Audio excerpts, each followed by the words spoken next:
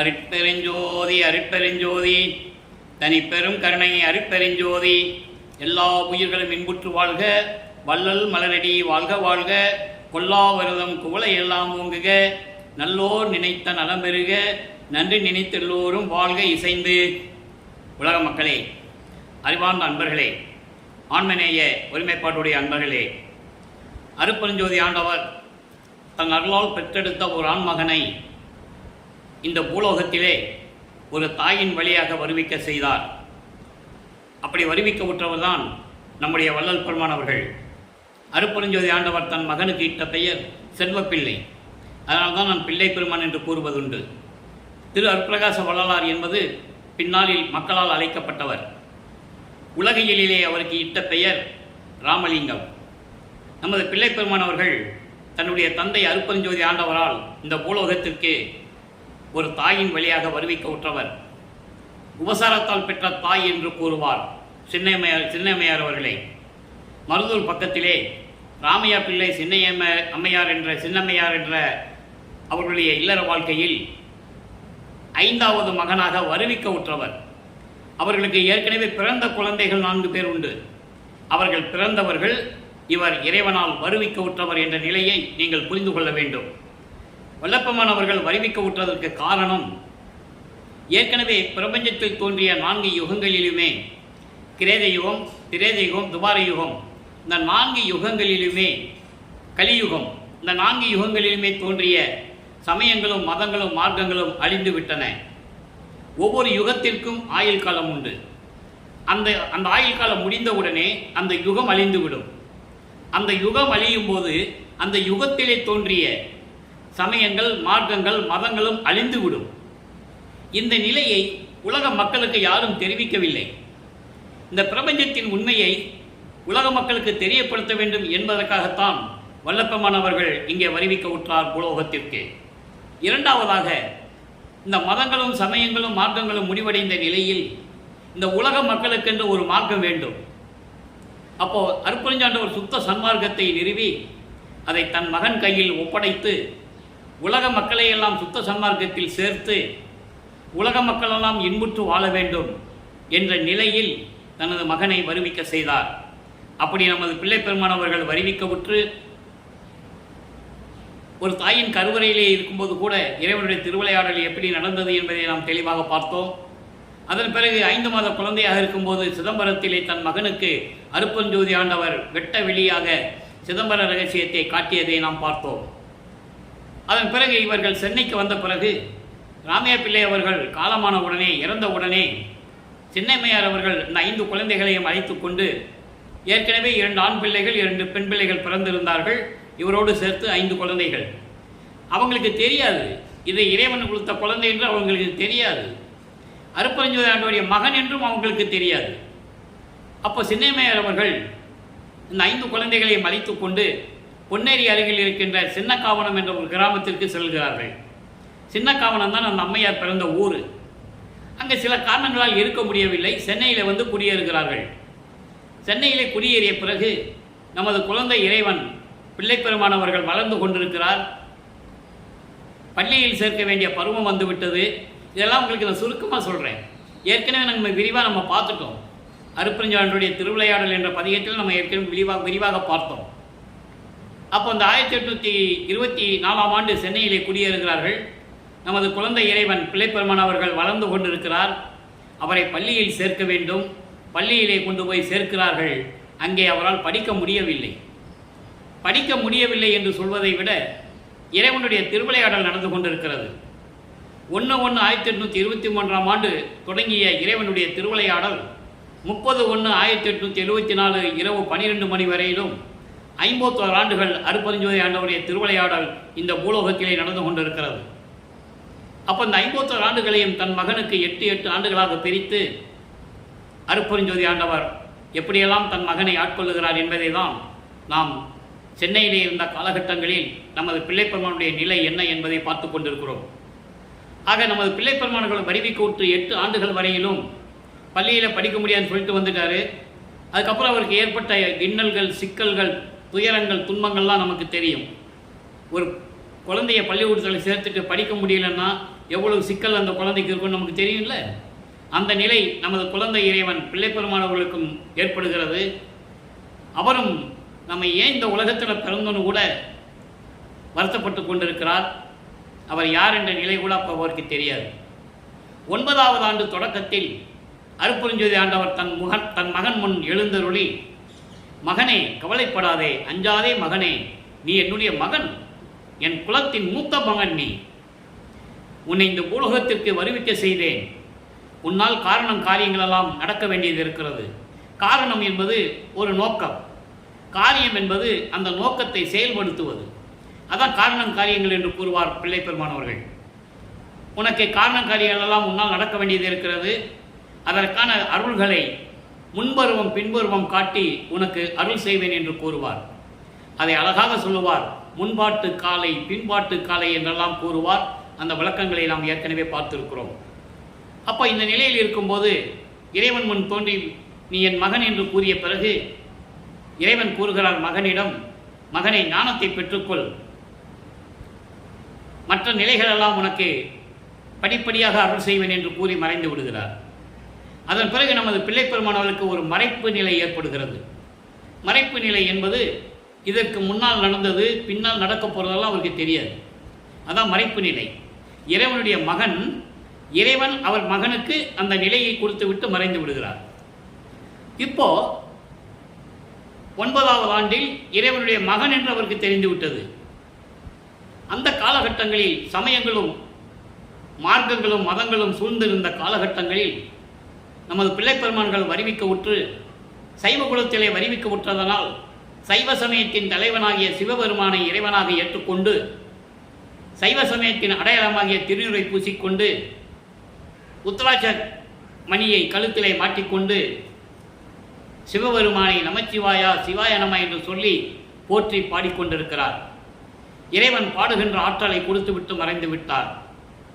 9வது ஆண்டிலிருந்து 12 ஆண்டுகளுக்குள் என்ன நடந்தது என்பதை 1ஆம் திருமுறை உருவானது. அதிலிருந்தே பார்த்து கொண்டிருக்கிறோம். 1ஆம் திருமுறை 8 பதிகங்களை கூடியது, 712 பாடல்கள். திருவடி புகழ்ச்சி, விண்ணப்ப கலிவன்பா, நெஞ்சறிவுறுத்தல், சிவனேச வெண்பா, மகாதேவ மாலை, திருவருள் முறையீடு, படிவுடை மாணிக்க மாலை, இங்கீத மாலை. நாம் ஏற்கனவே திருவருள் முறையீடு, வடிவுடை மாணிக்க மாலையெல்லாம் பார்த்து விட்டோம். இப்போ சிவனேச வெண்பா பதிகத்தில் இருக்கின்ற பாடல்களை நாம் பார்த்து கொண்டிருக்கிறோம். சிவனேச வெண்பா மொத்தம் 100 பாடல்களை கொண்டது. இதுவரை 44 பாடல்களுடைய விளக்கங்களை பார்த்திருக்கிறோம். இன்று 45வது பாடல். சிவனேச வெண்பா என்பது சிவபெருமானை பற்றி சொல்லுவது, சிவபெருமானிடம் முறையீடு செய்வது. என்னை இந்த பூலோகத்திற்கு வருவிக்க செய்துவிட்டு நல்லா கவனிக்கணும். இப்போ சிவபெருமான் தான் இறைவன் அவர் நினைச்சிட்டு இருக்காரு. அப்போ அவருக்கு சுத்த சன்மார்க்கம் தெரியாது, அருட்பெருஞ்சோதி ஆண்டவர் யாருன்னு தெரியாது. ஆனால் இறைவனுடைய திருவிளையாடல் நடக்குது. எப்படின்னா, தனது மகனை இதில் இருக்க செய்யணும். சைவ சமயத்தில் என்னென்ன நெறிமுறைகள் இருக்கோ எல்லாம் தன் மகன் சொல்லணும். அதன் பிறகு இதெல்லாம் வேண்டாம், பயனற்றது என்று சொல்ல வேண்டும். அப்போ சுத்த சன்மார்க்கத்தை பெற்ற பிறகு அவருடைய நிலை என்ன என்பதை உலக மக்களுக்கு தெரியப்படுத்த வேண்டும். அந்த நிலையை தான் நம்ம பார்த்துட்டு இருக்கோம். இப்போ வல்லப்பமானவர்கள் 9வது ஆண்டிலிருந்து 12 ஆண்டுகள் வரைக்கும் 1ஆம் திருமுறை உருவாகிறது. அதனுடைய பாடல்களுடைய விளக்கங்களை பார்த்து கொண்டிருக்கிறோம். நல்லா கவனிங்க. நன்னி தலையால் நடக்கின்றோம் என்பது எங்கள் மண்ணில் பழைய வழக்கம் காண். சிவபெருமான் என்று சொல்றார். மண்ணில் சொல் அம்மையார் வாமத்தோய் ஆயினும் முன் காரைக்கால் அம்மையார் போல் நடந்தார் யார்? இது பாடல்.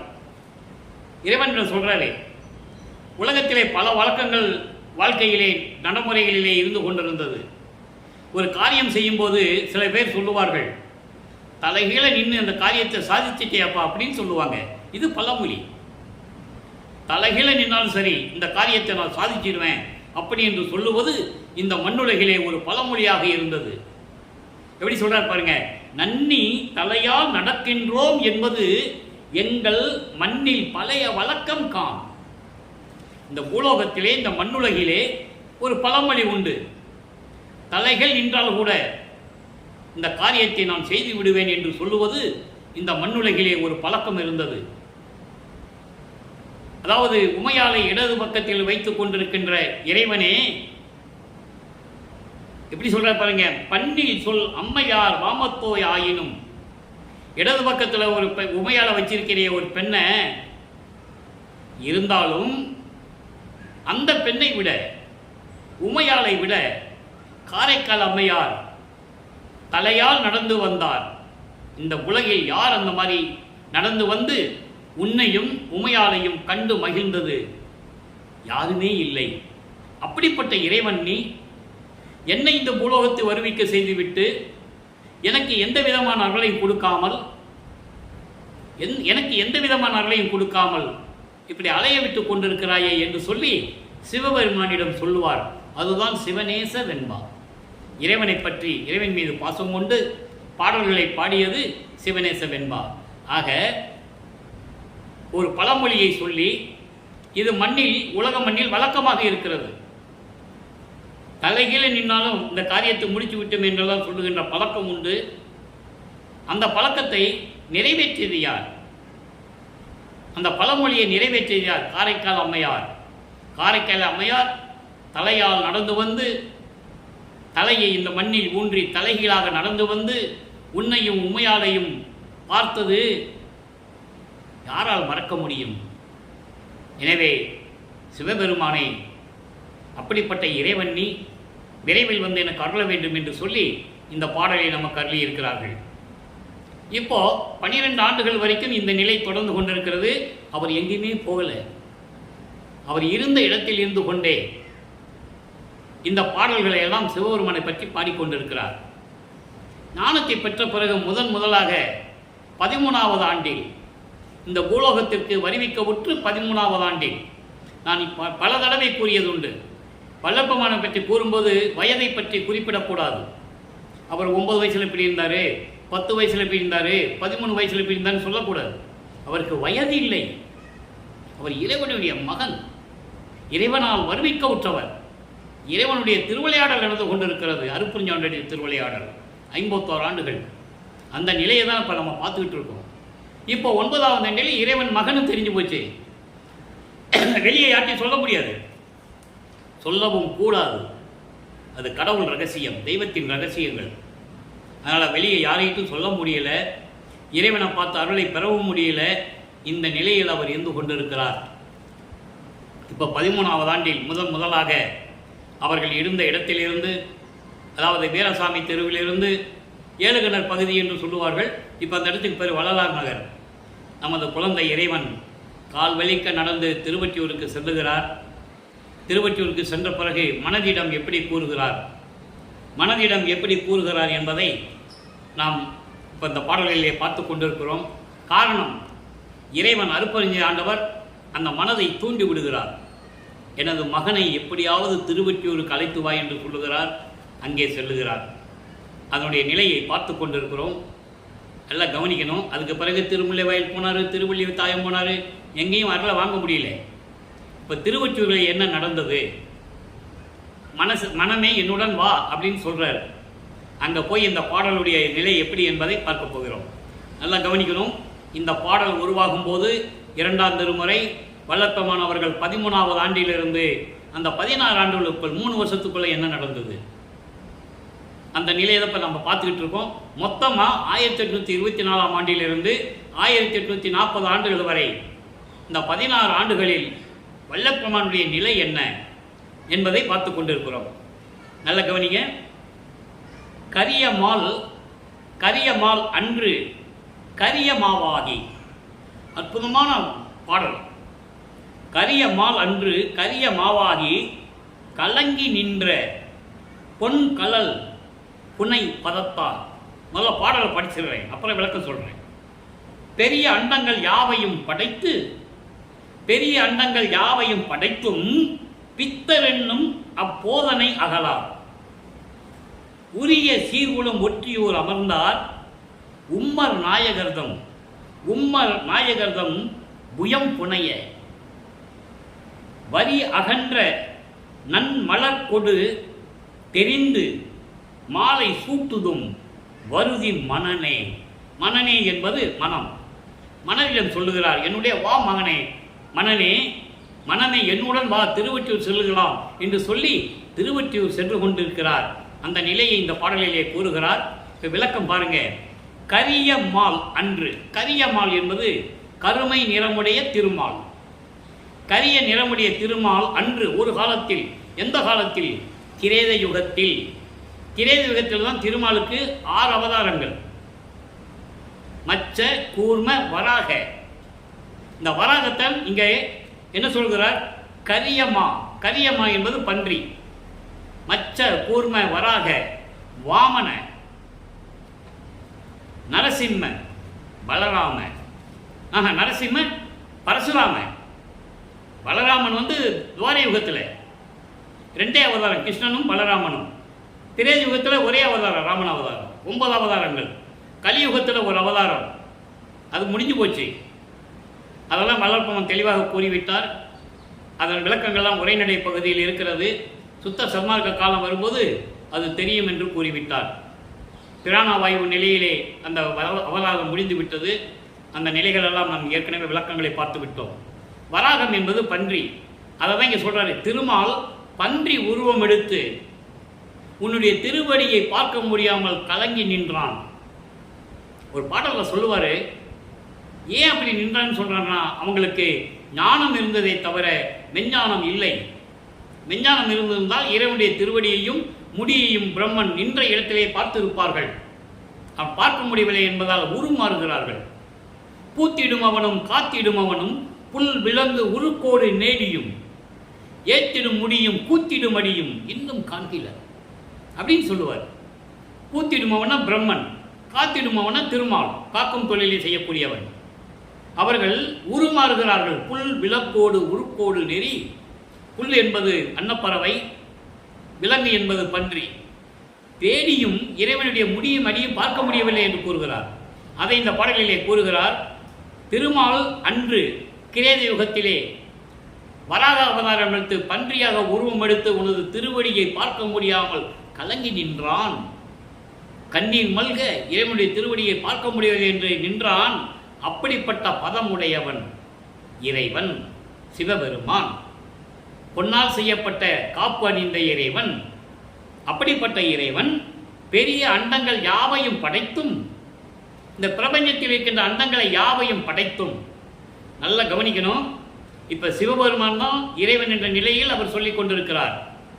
சுத்த சன்மார்க்கத்தை பெற்ற பிறகு அதெல்லாம் பொய், அருட்பெருஞ்ஞான ஆண்டவர் தான் எல்லாம் செஞ்சதுன்னு சொல்லுவார். அந்த நிலையை தான் நம்ம பார்த்துக்கிட்டு இருக்கோம். மதங்களை சார்ந்த இறைவன் சிவபெருமான், சைவ சமயத்தின் தலைவன் சிவபெருமான், அது உண்மை. அவர்கள் சமயத்தை சேர்ந்தவர்கள், சைவ சமயத்தை சேர்ந்தவர்கள் சிவபெருமான் என்று சொல்லிக் கொண்டிருக்கிறார்கள். அதே நிலையில் நமது பிள்ளை பெருமானும் கூறிக்கொண்டிருக்கிறார். காரணம், அவருக்கு விஞ்ஞானம் அந்த காலத்தில் அப்போது இல்லை. சுத்த சன்மார்க்கத்தை பற்றி தெரியாது. அருட்பெருஞ்ஜோதி ஆண்டவர் யாருன்னா அப்போ அவருக்கு தெரியாது. அருட்பெருஞ்ஜோதி ஆண்டவர் என்று அந்த நிலையே அங்கே வராது. 5 திருமுறைகளிலும் அந்த நிலை இருக்காது. சுத்த சன்மார்க்கத்தை பெற்ற பிறகு 6வது திருமுறையில் அந்த நிலை இருக்கும். அப்படிப்பட்ட நிலையில் இருக்கும்போது இந்த பாடலை கூறுகிறார். அப்படி பன்றி உருவமெடுத்து இறைவனுடைய திருவடியை பார்க்க முடியாமல் கலங்கி நின்றவன் திருமால். அப்படிப்பட்ட திருவடியை உடையவர் சிவபெருமான். அவர் பெரிய அண்டங்கள், பெரிய பெரிய அண்டங்களை படைத்தும் கூட பித்தன் என்ற பெயரை மாற்ற முடியவில்லை. அவரை சிவபெருமானை பித்தன் என்று கூறுவார்கள். அந்த பெயர் நீங்க முடியாத இறைவன் பித்தன் என்றுதான் கூறுவார்கள் சிவபெருமானை. அதை இங்கு குறிப்பிடுகிறார். அப்படி சொல்லிட்டு சொல்றார் பாருங்க. உரிய சீர்குலம் ஒற்றியூர் அமர்ந்தார், புகழோடு விளங்கக்கூடிய இயற்கை எழிலோடு விளங்கி கொண்டிருக்கின்ற சோலைகளும் பண்ணைகளும் நீர்நிலைகளும் நிறைந்த திருவொற்றியூரிலே இருக்கின்ற இறைவன் உம்மர் நாயகன். உம்மர் என்பது தேவர்கள், தேவர்களுக்கெல்லாம் இறைவன் அவர். அப்படிப்பட்ட இறைவன் புயம் புனைய, அப்படிப்பட்ட இறைவனின் தோளில் மாலையை அணிவிக்க நாம் நல்ல மாலையை தேர்ந்தெடுத்து, அதாவது பூக்களை விட்டு விட்டு அந்த மாலை தொடுத்து இருக்கக்கூடாதான், நெருக்கி கட்டியிருக்கணுமா மாலை. அதான் சொல்றாரு, நெருக்கி கட்டியிருக்கணுமா. வரி அகன்ற நன் மலர் கொடு தெரிந்து, நெருங்கிய பூக்களை நெருங்கி கட்டிய மாலையை நாம் தெரிந்து அப்படிப்பட்ட மாலையை நாம் செலக்ட் பண்ணி அந்த மாலையை நம்ம கொண்டு போகணும்னு சொல்கிறார், மனதிடம் சொல்லுகிறார். அப்படி மாலையை தேர்வு செய்து தேர்ந்தெடுத்து அந்த மாலையை நாம் இறைவனுக்கு சூட்டுவோம். என்னுடன் வருவாயாக என் மனமே என்று சொல்லி மனதிடம் கூறுகிறார். மனதிடம் கூறுவது போல இந்த பாடலை எழுதியிருக்கிறார்கள்.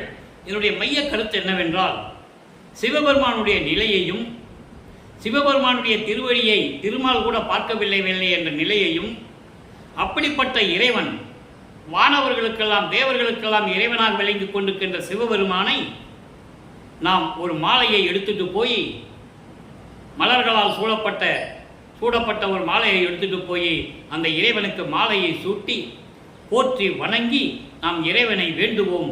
என்னுடன் வா மகனே திருவெற்றியூருக்கு, வா மனமே வா நெஞ்சமே என்று சொல்லி இந்த பாடலை நமக்கு அருளியிருக்கிறார்கள். சரி, இப்போ வல்லப்பனுடைய நிலை இந்த நிலை இருந்து கொண்டிருக்கிறது. 1840 ஆண்டுகள் வரைக்கும் வல்லப்பமான இந்த பூலோகத்திற்கு வருவிக்க உற்று 16 ஆண்டுகள் வரையிலும் சென்னையிலே தோன்றி துணையாக இருந்த காலகட்டங்களில், மக்களோடு மக்களாக உலாவிக் கொண்டிருந்த காலகட்டங்களில் இந்த நிலையில் வல்லப்பமானவர்கள் இருந்து கொண்டிருக்கிறார். இப்போ சுத்த சன்மார்க்கத்தை பெற்ற பிறகு இதை உலக மக்களுக்கு சொல்ல வேண்டும். எப்படி இவர் மனதிடம் சொல்லுகிறார்? திருவொற்றியூருக்கு வா போகலாம், இறைவனுக்கு மாலை சுட்டிட்டு அருளை பெற்றுக் கொண்டு வரலாம் என்று சொல்லுகிறார். சுத்த சன்மார்க்கத்தை பெற்ற பிறகு அருட்பெருஞ்சோதி ஆண்டவருடைய நிலை என்ன? அருட்பெருஞ்சாண்டவர் தனக்கு என்னென்ன அருளை கொடுத்தார்? 33 ஆண்டுகள் சென்னையில் இருந்த வரைக்கும் சிவபெருமானை வழிபட்டு கொண்டு சரியை கிரியை யோகம் என்ற 12 நிலைகள் இருந்தபோது எந்த விதமான அருளையும் அவர் பெற முடியவில்லை. இது இறைவனுடைய திருவிளையாடல், நல்லா புரிஞ்சுக்கணும். பெற முடியாம சிவபெருமான் இவரை பார்த்து தெருவழியா ஓடுறார். அந்த பதிகத்தில் நம்ம பார்த்துட்டோம், விளக்கங்களாக பார்த்துட்டோம். இவர் கேட்பாரு, ஏன் சிவபெருமானை என்னை விட்டுட்டு ஓடுற அப்படின்னு கேட்கும்போது திரும்பி பார்க்காம பதில் சொல்லிட்டு ஓடுவான். இப்போ உனக்கு உன் கையில் நான் மாட்ட மாட்டேன், இன்னும் ஆண்டுகள் நிறைய இருக்கிறத பின்னால் பார்க்கலாம் அப்படின்னு சொல்லிட்டு ஓடிடுவார். காரணம் என்னன்னா, இவங்கிட்ட இப்போ மாட்டினோம்னா இவன் கேட்குற கேள்விகளுக்கு பதில் சொல்ல முடியாது, இன்னும் ஆண்டுகள் நிறைய இருக்குதுன்னு சொல்லி தான் சிவபெருமான் இவரை பார்த்து ஓடுறாரு. பயந்து ஓடுறதில்லை, இவன் கேட்க கேள்விக்கு பதில் சொல்ல முடியாது. இந்த நிலைகள் எல்லாம் திருவருட்பாவில் இருக்கிறது மக்களே. இந்த விளக்கங்களை மக்களிடம் சொல்லுவதற்கு யாருமே இல்லை. அதனால் வல்லற்பெருமானை துறவி என்று சொல்லுகிறார்கள். மனைவியை தாலி கட்டிட்டு கொண்டாட்டியை தெருவில் விட்டு வந்துட்டார்னு சொல்லுகிறார்கள். அதெல்லாம் இறைவனுடைய திருவிளையாடல் என்பதை நாம் ஏற்கனவே விளக்கமாக பார்த்து விட்டோம். 33 ஆண்டுகள் சென்னையில் இருக்கிறார். ஒரு வருடம் அங்கே சுத்த சிவஞான வெளியிலே தன் தந்தையிடம் சாகா கல்வியை கற்றுக்கொண்டு சுத்த சன்மார்க்கத்தை பெற்ற பிறகு நேராக பூலோகத்துக்கு திரும்பி வரும்போது கருங்கூழியிலே 9 வருடங்கள் இருக்கிறார். அதன் பிறகு ஜீவகானிய ஒழுக்கத்தை உலக மக்களுக்கு பறைசாட்ட வேண்டும், ஜீவகானிய ஒழுக்கத்தை உலக மக்களுக்கு சொல்ல வேண்டும் என்பதற்காக ஒரு தர்மசாலையை நிறுவுகிறார். தர்மசாலையிலே வடலூரிலே 3 ஆண்டுகள் இருக்கிறார். அதன் பிறகு தந்தையும் மகனும் பேசி உரையாடி 2 பேரும் ஒரே இடத்தில் இருக்க வேண்டும் என்பதற்காக ஒரு இடத்தை தேர்வு செய்கிறார்கள். அதுதான் மேட்டுக்குப்பத்தில் இருக்கின்ற சித்தி வளாகம். இந்த விளக்கங்களை எல்லாம் ஏற்கனவே பார்த்து விட்டோம். அதன் பிறகு சித்தி வளாகத்திலே ஞானசரியை விளக்கம் கொடுத்தது, அருட்பெருஞ்சோதி அகவல் எழுதியது, பேருபதேசம் செய்தது, சுத்த சன்மார்க்க கொடி கட்டியது. இறுதியில் தன் மகனோடு அருட்பெருஞ்சாண்டவர் 2 கலந்து அருட்பெருஞ்சோதி ஆண்டவரானது. எல்லா நிலைகளையும் பார்த்து விட்டோம். இப்போ ஒவ்வொரு ஆண்டுகளிலும் அவர் எந்த நிலையில் இருந்தார் என்பதை பார்த்து கொண்டிருக்கிறோம். இப்போ 6ஆம் திருமுறையிலே பதிகம் 34 இறை எளிமையை வியத்தல். இறை எளிமையை வியத்தல் என்பது இறைவனுடைய அருளை இவர் பெற்றுக்கொண்டதை வியந்து சொல்லுவது. இதற்கு வாதனைக்கு இரங்கல் என்று கூட சொல்லலாம், வாதனை கழிவு கூட என்று சொல்லலாம். வாதனைக்கு இரங்கல், வாதனை கழிவு என்பது தன்னுடைய துன்பங்கள் எல்லாம் தீர்ந்தது சுத்த சன்மார்க்கத்தை பெற்ற பிறகு. அந்த நிலையை பார்க்க போகிறோம். நல்லா கவனிக்கணும். பிரபஞ்சத்தின் உண்மைகளை, மறைக்கப்பட்ட உண்மைகளை, அருட்பெருஞ்சாண்டவர் இந்த அருள்களை வல்லற்பெருமான் எப்படி பெற்றுக்கொண்டார் என்று மறைத்து விட்டார்கள். வல்லற்பெருமானவர்கள் வருவிக்க விட்டு 203 ஆண்டுகள் ஆகியும் அருட்பெருஞ்சோதி ஆண்டவரிடம் இருந்தால் எப்படியெல்லாம் அருளை பெற்றுக் கொண்டார் என்பதை கூறிய 6ஆம் திருமுறையில் இருந்த பாடல்களை எல்லாம் மறைத்து விட்டார்கள். அதுதான் உண்மை, அதுதான் சத்தியம். அந்த பாடலுடைய தெளிவான விளக்கங்களை நாம் பார்த்து கொண்டிருக்கிறோம். இப்போ நல்லா கவனிங்க. நெஞ்சுக்கு அரைகூவல், நெஞ்சு அரைகூவல் என்ற பதிகத்திலே ஏற்கனவே நம்ம 2வது பாடலை பார்த்தோம். அதற்கு ஏற்றபடி சுத்த சன்மார்க்கத்தில் இறை எளிமை வியத்தல் என்ற பதிகத்தில் 2வது பாடல். சமயத்திற்கும் சைவ சமயத்திற்கும் சிவபெருமானுக்கும், சைவ சமயத்தின் தலைவன் சிவபெருமான். இங்கே சுத்த சன்மார்க்கத்திற்கும் சுத்த சன்மார்க்கத்தின் தலைவன் இறைவன் அருட்பெருஞ்சோதி ஆண்டவருக்கு உள்ள வேறுபாடு.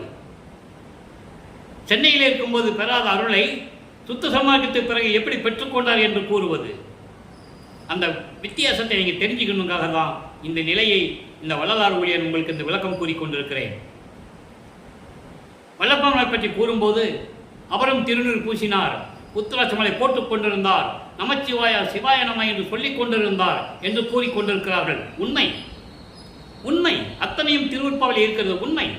ஆனால் அது உடைத்து எறிந்தாரே, அந்த விளக்கத்தை உடைத்து உலக மக்களுக்கு சொல்ல வேண்டும் என்பதுதான் இந்த வள்ளலார் ஊழியனுடைய நோக்கம். இப்போ இந்த பாடலை பாருங்க. சாகாத கல்வியிலே, சாகாத கல்வியிலே, சாகாத கல்வி எங்க போய் கற்றுக்கிட்டாரு? சுத்த சிவஞான வெளியிலே, அண்டங்களை கடந்து பல உலகங்களை கடந்து அங்க போய் கற்றுக்கிட்டார். 1 வருஷம் திருவருட்பாவில் இருக்கின்ற உண்மை, அது சத்தியம், யாராலையும் மறுக்க முடியாது. விளக்கங்கள் பாடல்களிலே உண்டு. எப்படி தத்துவங்களை கடந்து போனார், எப்படி அண்டங்களை கடந்து போனார், சுத்த சிவஞான வழிக்கு எப்படி போனார், அங்கே என்ன நடந்தது சத்தியஞான சபையிலே. அங்கே ஒரு சத்தியஞான சபை இருக்குது. வல்லற்பெருமான் பாடல்களில் சொல்லுகின்ற சத்தியஞான சபை அனைத்தும் அங்கே இருக்கிற சத்தியஞான சபை. அங்கே மக்கள் போக முடியாது என்பதற்காக வடலூரிலே ஒரு சத்தியஞான சபையை நிறுவினார்கள் வல்லற்பெருமான் அவர்கள் என்பதை இங்கே நான் பதிவு செய்ய கடமைப்பட்டிருக்கிறேன்.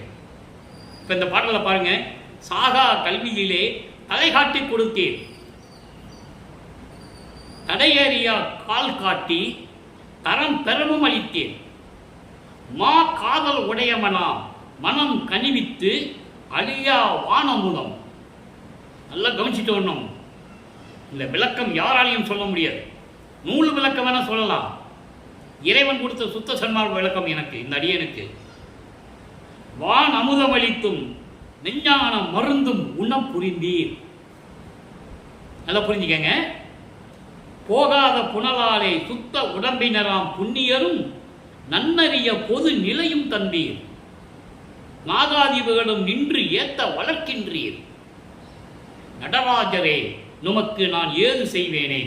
நல்லா கவனிக்கணும். இந்த விளக்கம் நான் 5 வருஷமா சொல்லிக்கிட்டு இருக்கேன். நடராஜன் வேறு, அருட்பெருஞ்சோதி ஆண்டவர் வேறு. இங்கே சிதம்பரத்தில் இருக்க நடராஜன் கர்மசித்தன், சைவ சமயத்தை சேர்ந்தவன். நல்லா புரிஞ்சுக்கணும். வல்லப்பெருமான் சொல்ற நடராஜன் அருட்பெருஞ்சோதி. இங்கே உலகியலிலே சொல்லுவதற்கு அவருக்கு மனம் இல்லை. நடராஜன் என்பவன் அருட்பெருஞ்சோதி. நீங்க எந்த கோயிலுக்கு போன சைவ சிவ அதாவது சிவாலயத்துக்கு நீ எங்க போனாலும் சரி, திருமால் கோயிலுக்கு நீங்க எந்த கோயிலுக்கு போனாலும் சரி, அந்த மூலதனத்தில் இருக்குன்னு சொல்லுவாங்கல்ல, அந்த சிலையை தீபார்த்தனை ஏற்றி அந்த முகத்துக்கு நேர காட்டினாதான் நீங்க அந்த முகத்தை பார்க்க முடியும். இந்த ஒளியினால் தான் அந்த முகத்தை நீங்கள் பார்த்து வணங்கி கொண்டிருப்பீர்கள். அந்த ஒளி யார்? அருட்பெருஞ்சோதி. அருட்பெருஞ்சோதிக்கு அடக்கமானவர்கள் அவர்கள் என்பதை நீங்கள் புரிந்து கொள்ள வேண்டும்.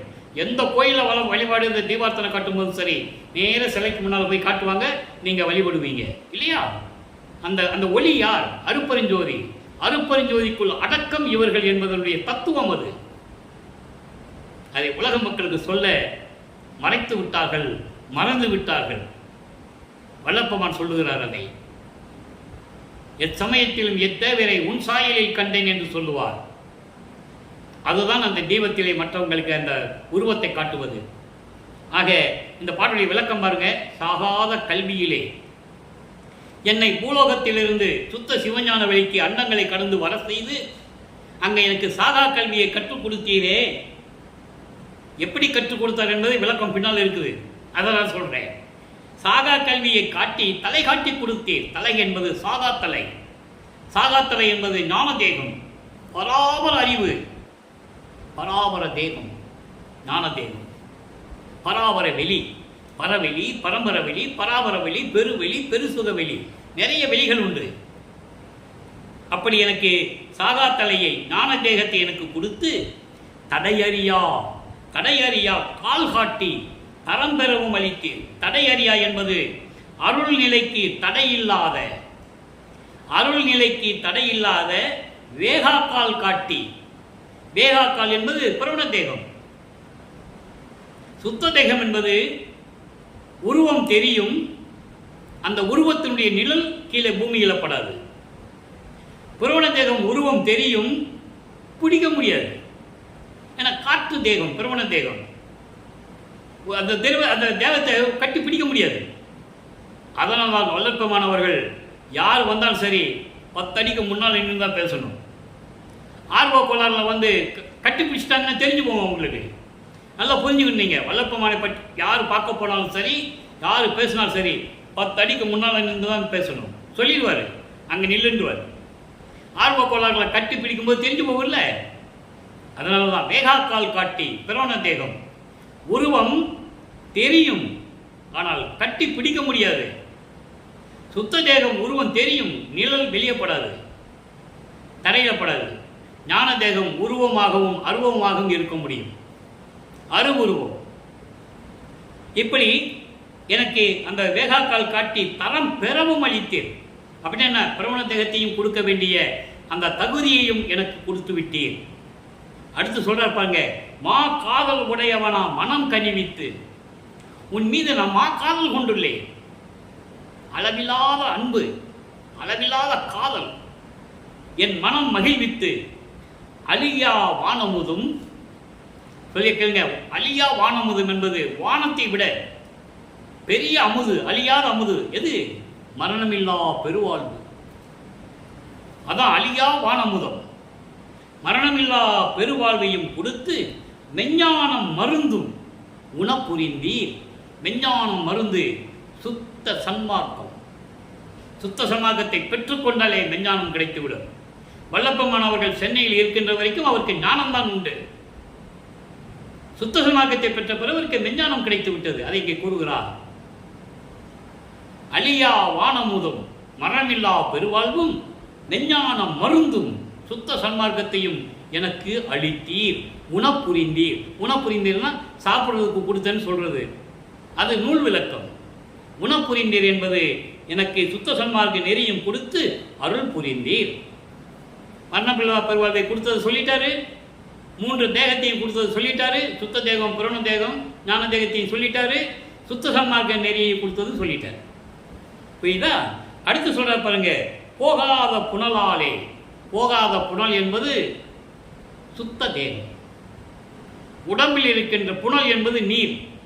இந்த உடம்பில் இருக்கின்ற சுத்த நீரை வெளியே கொண்டு போகக்கூடாது. அதான் போகா புனல். அப்படி இருந்தாலே சுத்த தேகம் கிடைத்துவிடும். இப்படி சுத்த தேகம் பெற்றவர்கள் நிறைய பேர் உண்டு. நல்லா கவனிச்சுக்கணும். நீங்க சுத்த தேகம் பெற்றவர்கள் நிறைய பேர் உண்டு. உதாரணத்துக்கு சொல்லலாம், ராகவேந்திரரே சொல்லலாம், சுத்த தேகம் பெற்றவர்.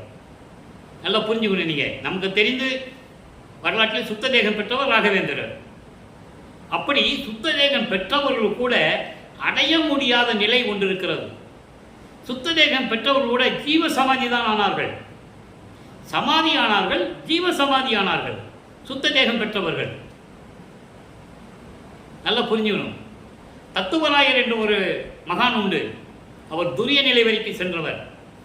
வல்லப்பனார் அவர்கள் கூறும்போது, தத்துவராயர் போன்ற மகான்களிடம் செல்லுங்கள் என்று கூறுவார். அவர் இந்த இடத்துக்கு போங்கன்னு சொன்ன ஒரே இடம் தத்துவராயர். வடலூர் பக்கத்திலே சேத்தியாத்தோப்பு போகிற வழியிலே எறும்பூர் என்ற ஒரு கிராமத்திலே அவருடைய ஜீவ சமாதி இருக்கிறது.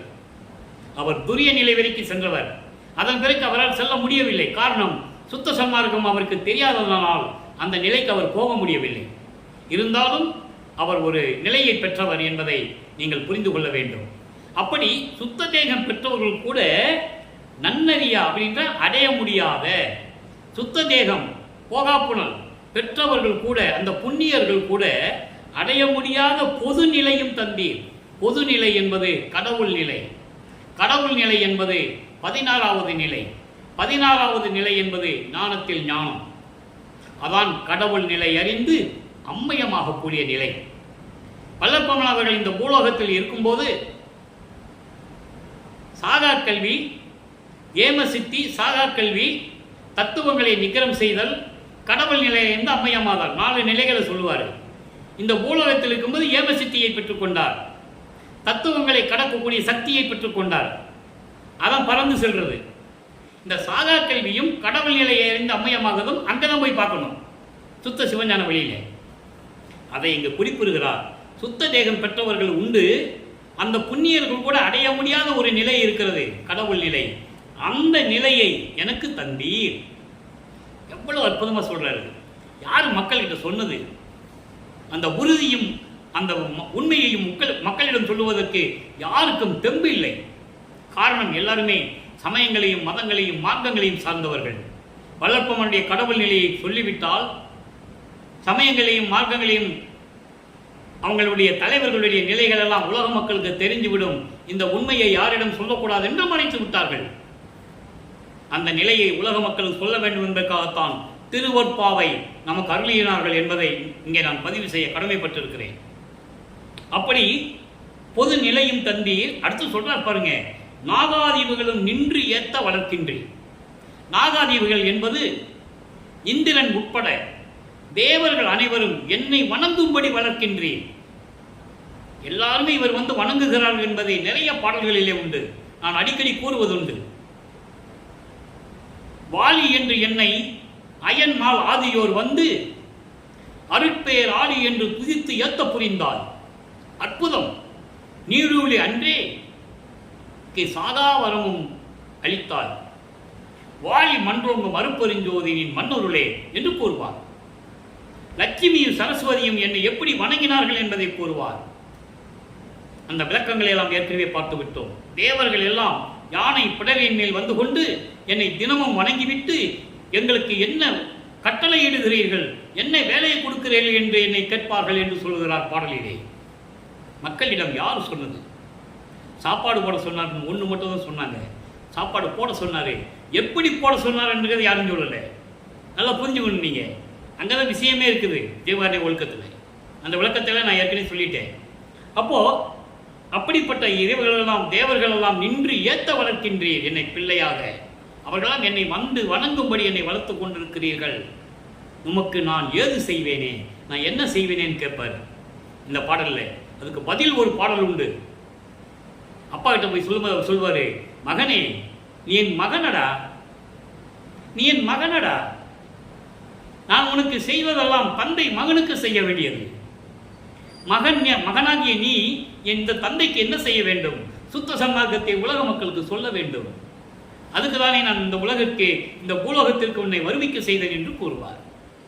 இப்போ சாகா கல்வியை எப்படி கற்றுக்கொண்டார் என்பதை ஒரு பாடல் கண்டிப்பாக சொல்லியாக வேண்டும். 112வது பதிகம் 6ஆம் திருமுறை மெய்யருள் வியப்பிலே 14வது பாடல். இங்க நாகாதிபர்கள் வந்து என்ன கும்பிடுறாங்கன்னு சொல்றாங்கல்ல, அப்போ இவர் சாகா கல்வியை கற்றுக்கொண்டிருக்கும் போது எப்படி பார்த்து கொண்டிருந்தார்கள்? எங்கே? சுத்த சிவஞான வெளியிலே.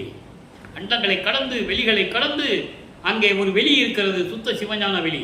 அங்கேதான் சாகா கல்வியை கற்றுக்கொள்ளுகிறார். அவர் தன் மகனுக்கு, அருட்பெருஞ்சாண்டவர் தன் மகனுக்கு சாகா கல்வியை சொல்லிக் கொடுக்கும் போது அங்கே இருக்கின்ற தேவர்கள் எல்லாம் எப்படி பார்த்து கொண்டிருந்தார்கள்? நாகாதிபனும் அயனும் மாலும்.